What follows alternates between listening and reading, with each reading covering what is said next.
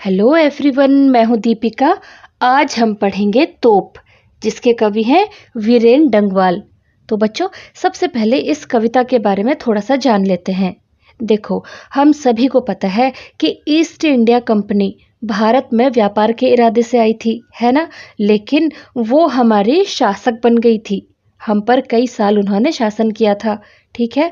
तो उस दौरान उन्होंने बाग बगीचे भी बनवाए और तोपें वगैरह भी बनवाई थी। फिर जब संग्राम हुआ, जब युद्ध हुआ और हमें अंग्रेज़ों से आज़ादी मिली थी, उसके बाद कुछ सामान तो वो ले गए, लेकिन कुछ यहीं रहा। तो उन्हीं की बनाई हुई एक तोप, ठीक है। इस कविता में कवि ने उस तोप का वर्णन किया है। तो उस तोप के माध्यम से उन्होंने हमें शिक्षा भी देनी चाहिए कि हमें कभी किसी चीज़ का घमंड नहीं करना चाहिए, क्योंकि किसी ज़माने में उस तोप ने कई सारे युद्ध जीते होंगे, कई सारे युद्धों में पार्टिसिपेट किया होगा, जीत दिलाई होगी अंग्रेज़ों को, है ना। तो आज उसकी स्थिति बिल्कुल ख़राब है। वो सिर्फ एक शो पीस रह करके कहीं पर को किसी बगीचे में रखा हुआ है, ठीक है। तो उसके माध्यम से कवि ने हमें ये भी सिखाया है कि हमें घमंड या फिर ज़्यादा गर्व नहीं करना चाहिए किसी बात पर, ठीक है। तो आइए फिर शुरू करते हैं। कंपनी बाग के मुहाने पर धर रखी गई है यह 1857 की तोप। इसकी होती है बड़ी संभाल, विरासत में मिले कंपनी बाग की तरह। साल में चमकाई जाती है 2 बार। तो बच्चों, कवि कह रहे हैं कि कंपनी बाग के मुहाने पर, कंपनी बाग का मतलब क्या है? जो ईस्ट इंडिया कंपनी के द्वारा बनाए गए बाग बगीचे वगैरह थे, ठीक है। उन्हीं के द्वारा बनाया हुआ एक बगीचा या बाग के मुहाने पर। मुहाने का मतलब होता है जो प्रवेश द्वार होता है, जो एंट्री गेट होता है, ठीक है। जो उस बगीचे में जाने का जो मेन दरवाज़ा है, जो मेन रास्ता है, वहाँ पर धर रखी गई। धर का मतलब होता है रखना, धरना मतलब रखना कोई चीज़ को। धर रखी गई यानी रखी गई है यह 1857 1857 की तोप। तो बच्चों, जिस तोप की बात कवि कर रहे हैं वो कहाँ रखी हुई है? वो कंपनी बाग के मुहाने यानी जो उसका एंट्री गेट है, जो मेन दरवाज़ा है, उसके आसपास कहीं पर रखी गई है। इसकी होती है बड़ी संभाल। संभाल का मतलब होता है देखभाल करना, ठीक है। तो इस तोप की बहुत संभाल यानी देखभाल होती है। विरासत में मिले। विरासत में मिलना मतलब देखो, जो पूर्व की पीढ़ियों से, जो हमें हमारे पूर्वजों से मिली हुई वस्तुएं होती हैं, जो हमारे दादा परदादा, उनकी जो वस्तुएं हमें विरासत में मिलते हैं, ठीक है।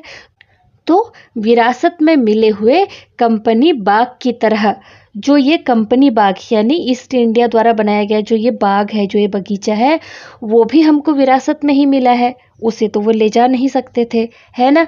तो जिस तरह से वो बाग यानी वो जो बगीचा, वो जो गार्डन है, वो पार्क जो है, वो हमको विरासत में मिला है, उसी तरह ये तोप भी हमको विरासत में मिली है।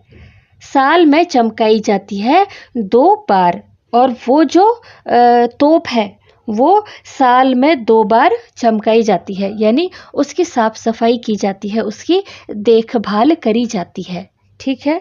तो आप इसका प्रसंग लिखोगे कि प्रस्तुत पंक्तियाँ हमारी पाठ्यपुस्तक स्पर्श 2 से ली गई है। इसके कवि वीरेन डंगवाल हैं। इन पंक्तियों में कवि ने 1857 के प्रथम स्वतंत्रता संग्राम में इस्तेमाल की गई तोप का वर्णन किया है, ठीक है।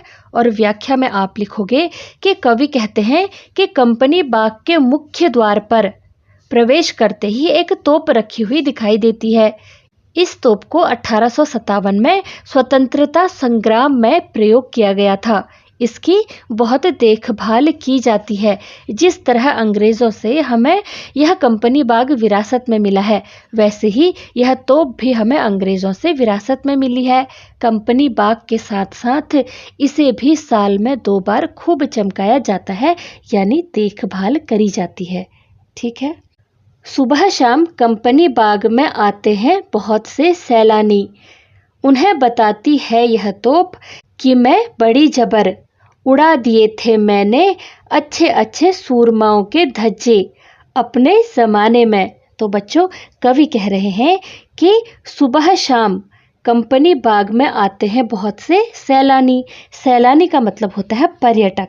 पर्यटक मतलब समझ गए ना, जो दर्शनीय स्थलों पर आने वाले जो यात्री होते हैं ना, टूरिस्ट भी आप जिन्हें कह सकते हो, ठीक है। उन्हें बताती है यह तोप। तो वो जो तोप है जो उस बाग में, उस पार्क में खड़ी है, वो उन्हें बताती है कि मैं बड़ी जबर, जबर का मतलब होता है ज़बरदस्त या शक्तिशाली, उड़ा दिए थे मैंने अच्छे अच्छे सूरमाओं के धज्जे। और सूरमा किन्हें कहते हैं? जो वीर होते हैं, जो बहुत ताकतवर होते हैं, जो वीर होते हैं, जो लड़ाके होते हैं, ठीक है, उनके धज्जे। धज्जे मतलब उनके चीथड़े चीथड़े उड़ा देना, ठीक है, धज्जियाँ उड़ा देना सुना होगा आपने। अपने ज़माने में, तो कवि कह रहे हैं कि जो लोग उस पार्क में देखने के लिए आते हैं, उस पार्क को देखने, उस तोप को देखने आते हैं, तो वो जो तोप है ना, वो उन्हें बताती है कि अपने ज़माने में, यानी जब मैं युद्ध लड़ा करती थी, उस समय मैंने बड़े बड़े सूरमाओं के, बड़े बड़े वीरों के, जो बहुत ताकतवर और शक्तिशाली थे, उन लोगों की धज्जियाँ उड़ा दी थी। यानी उस समय तोप का डर हर इंसान को था। आज तुम मुझे सिर्फ देखने जरूर आ रहे हो, लेकिन एक ज़माना ऐसा भी था कि सब लोग मुझे दूर से देखते ही डर जाते थे, ठीक है। तो आप इसका प्रसंग लिखोगे कि प्रस्तुत कविता हमारी पाठ्यपुस्तक स्पर्श 2 से ली गई है। इसके कवि वीरेन डंगवाल हैं। इन पंक्तियों में कवि बताना चाहते हैं कि तोप का प्रयोग कहाँ हुआ था, ठीक है। और व्याख्या में आप लिखोगे कि कवि कहते हैं कि इस कंपनी बाग में हर रोज सुबह शाम बहुत से सैलानी घूमने के लिए आते हैं। तब यह तोप उन्हें अपने बारे में बताती है कि मैं अपने ज़माने में बहुत ताकतवर थी। स्वतंत्रता संग्राम के दौरान मैंने बहुत ज़बरदस्त काम किया था और अच्छे अच्छे शूरवीरों को, यानी वीरों के चीथड़े उड़ा दिए थे।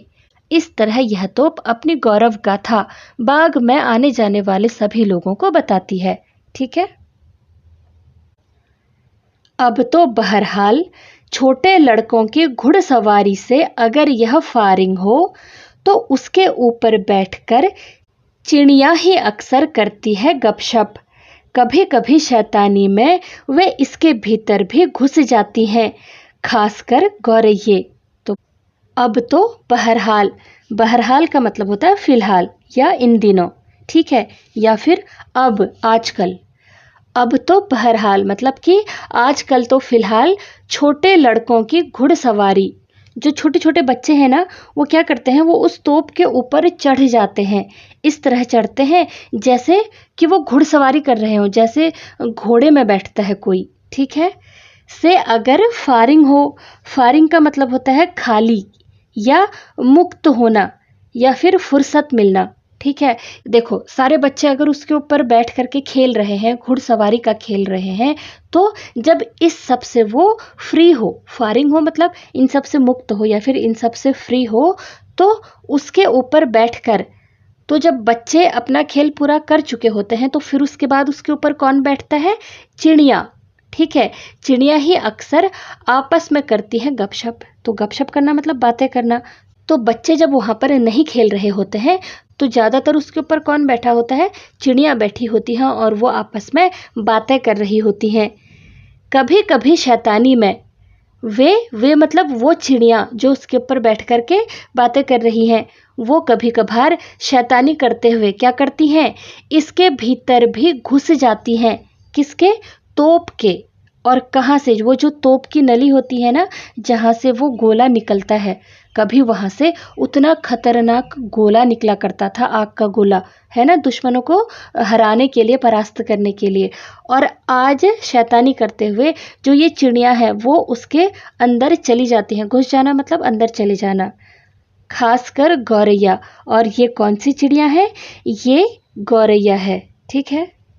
तो बच्चों, एक समय था जब उस तोप को देखकर, दूर से देखकर ही हर कोई डर जाता था, और एक आज का समय है कि बच्चे तो दूर की बात, ये जो चिड़िया है वो भी उससे जरा भी भयभीत नहीं होती, बिल्कुल नहीं डरती है, बल्कि वो तो उसके मुंह में भी चली जाती है ना, उसके मुंह के अंदर भी चली जाती है।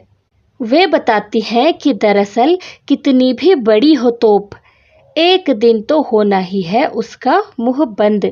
तो बच्चों वे बताती है, मतलब वो जो गौरैया उस तोप के मुंह में चली जाती है, उसके अंदर चली जाती है, तो वो ये बताना चाहती है कि दरअसल मतलब वास्तव में, ठीक है, कि मतलब सच तो ये है कि कितनी भी बड़ी हो तोप, ये तोप चाहे कितनी ही बड़ी हो, कितनी ही शक्तिशाली क्यों ना हो, एक दिन तो होना ही है और एक ना एक दिन तो उसका मुंह बंद होना ही है। तो चाहे आज के दिन कोई कितना ही ताकतवर हो, कितना ही शक्तिशाली क्यों ना हो, एक दिन ऐसा जरूर आता है कि उसका भी मुंह बंद हो जाता है। तो प्रसंग में आप लिखोगे कि प्रस्तुत पंक्तियां हमारी पाठ्यपुस्तक स्पर्श 2 से ली गई हैं। इसके कवि वीरेंद्र डंगवाल हैं। इन पंक्तियों में कवि कहना चाहते हैं कि किसी भी बुराई को हिम्मत और हौसलों के सहारे खत्म किया जा सकता है, ठीक है। और व्याख्या में आप लिखोगे कि कवि कहते हैं, पहले यह तोप कितनी ही विनाशकारी क्यों न रही हो, किंतु आजकल तो यह खिलौने के रूप में काम आ रही है। अब बच्चे इस तोप पर बैठकर घुड़सवारी का आनंद लेते हैं। जब कभी बच्चे इसमें नहीं खेल रहे होते तो उस समय चिड़ियाँ इस पर बैठकर आपस में बातचीत करने लग जाती हैं। कभी कभी तो ऐसा भी होता है कि कुछ पक्षी, खासकर गौरैया, शरारत करते हुए इस तोप के मुंह के भीतर भी घुस जाती है। वो छोटी सी चिड़िया इस तोप से जरा भी भयभीत नहीं होती, बल्कि ऐसा करके वो हमें यह बताना चाहती है कि कोई कितना भी शक्तिशाली क्यों ना हो, एक न एक दिन उसका भी अंत हो ही जाता है, ठीक है। तो बच्चों इस तरह से ये चैप्टर यहीं पर ख़त्म होता है। मुझे उम्मीद है कि ये आपको समझ में आ गया होगा, लेकिन अगर कहीं पर भी कोई डाउट हो तो मुझे कमेंट करना मत भूलना। तो मिलते हैं अगली वीडियो में। Till then keep learning and take care.